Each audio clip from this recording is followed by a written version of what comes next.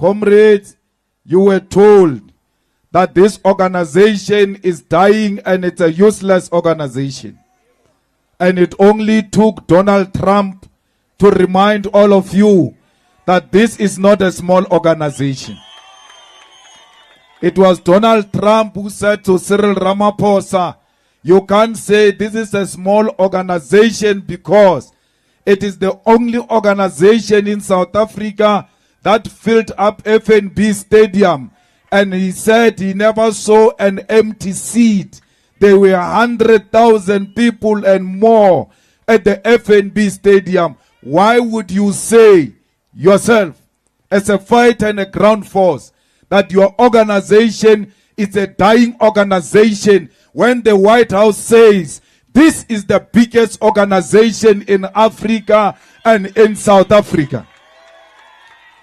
Comrades, they went to White House to complain about you, that you want your land, that you want jobs, that you want the banks and the mines to be returned into the hands of rightful owners. Ramaphosa could not defend South Africa. The whole president of South Africa, go America and say in America there is a crime in South Africa. Yes, we know that, but why do you say it in America? Because if you say it in America, they will no longer come to South Africa as tourists. Ramaphosa has killed the tourism of South Africa when he declared crime at the White House. Comrades, it doesn't matter who we are. When we go outside South Africa, especially in front of imperialism, we must close ranks. That Rupert goes and speak bad about his DA in White House in an attempt to impress his masters. We don't like John, we don't like DA, but don't speak bad about them to Trump. We must defend our country against imperialism. The only organization that is hated by imperialists is the EFF. I will never be intimidated by America. I will never be intimidated by Donald Trump. They were speaking about me in that meeting at White House. If they were not gossiping about me, they should have called me into that meeting. I would have answered everything that Donald Trump wanted from us. That nonsense that Trump did in America, he will never do that nonsense in my presence, because I will confront him here and there with the facts. Ramaphosa could not present the facts in front of Donald Trump. You've got a coward president. He left here, Ariana, he won't be bullied. When he arrived there, he was shaking. Atatazela, Achaba Donald Trump, another president scared of another president. Donald Trump said to him, when you say farmers, you mean white people. He kept quiet. Farmers do not mean white people. They are black farmers. They are white farmers. Ramaphosa is a farmer himself. He should have said to Donald Trump, no, farmers are not white. I'm a farmer myself. I am not white. Why didn't he present that simple fact before Donald Trump?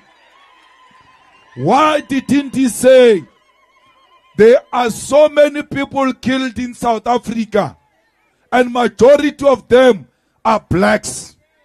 There is no white genocide in South Africa. Bammonchatsila with crosses, he opens his eyes in shock. I know South Africa with my eyes closed. He's unable to tell Donald Trump that is not a picture of South Africa. This picture does not belong to us. We don't have mass graves of white people in South Africa. Comrades, Donald Trump says to him, hey Ramaphosa, why are you not arresting this Julius Malema? Why is this Julius Malema not in jail? He can't respond with a simple fact that this song, Kill the Boer, Kill the Farmer, was approved by the Constitutional Court. We are a constitutional democracy. We must defend the decisions of the court. He failed to defend the Constitutional Court. By failing to defend the Constitutional Court, it means he failed to protect the Constitution. And when you fail to protect the Constitution as a president of the country, you have failed in your primary duty of defending the sovereignty of South Africa. Ramaphosa is a failure, but you must understand one thing. When Trump says, why is this man not in jail? Why is this man not arrested? He simply means, why is this man not dead? Why are you not killing this man who wants to kill for white people? In that White House, my ticket was taken out. They called for my life with an attempt to silence me. They will never kill me again because where I am dead. Because black people are dead. Black people have got no dignity. Black people have got no human rights. Black people cannot determine their own destination. They are waiting on the white supremacists to tell them which direction to take. What is this life we are living of being cowards? I'm not going to be silenced by threat of violence. I'm not going to be silenced by threat of death. When you say don't jail him, Ramaphosa should have said, in South Africa we don't jail people like that. There are courts in South Africa, and the courts have said there is nothing wrong with this song. This is not my song. I did not compose this song. I found this song. The struggle heroes composed this song. All I'm doing is to defend the legacy of our struggle. This is a heritage of our struggle. This is the song that was sang by Peter Mokaba in the presence of Chris Hani, in the presence of Winnie Mandela. And therefore, I will never stop singing a song that Winnie Mandela sang before she died. That will be a betrayal to the struggle of our people. Comrades, when they say stop singing, kill the poor, kill the farmer, they are going to say to you, stop demanding the land. Because you are offending white people, don't talk about the land. When you stop the land, they say black people must go back to Bantu education. There must be African schools. When you say no, they say no, that is not allowed. Today, a tender is given in White House without advertisement, where Rupert stands up and says, why is Elon Musk, Starlink, not given an opportunity in South Africa? Elon Musk's business cannot come to South Africa if it's not compliant with 30% BEE. What he did, Ramaphosa, after they asked him that, the following day, they issue out that they want to relax the BEE deals so that this Starlink can come into South Africa. There is no such a law in South Africa. That Starlink will not come into South Africa if it's not compliant with the BEE. We are not saying 30% must go to one individual. That 30% must go to black people, as many as possible, because we want to benefit from our own economy. Comrades, we must never be dictated to by business.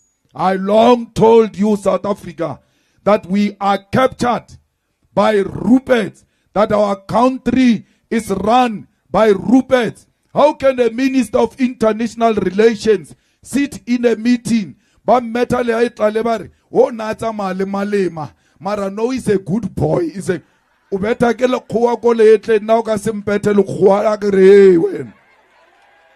is your problem?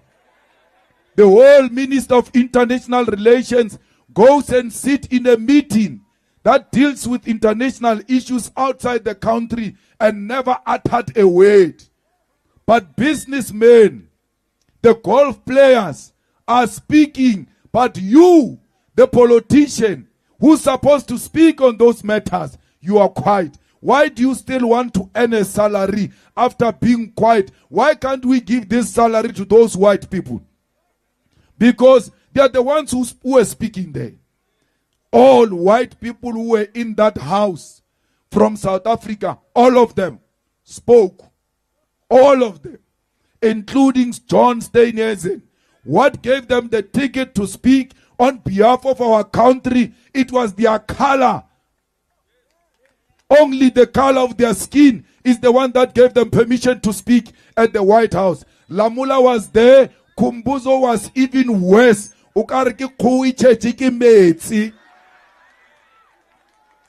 So why should we allow that?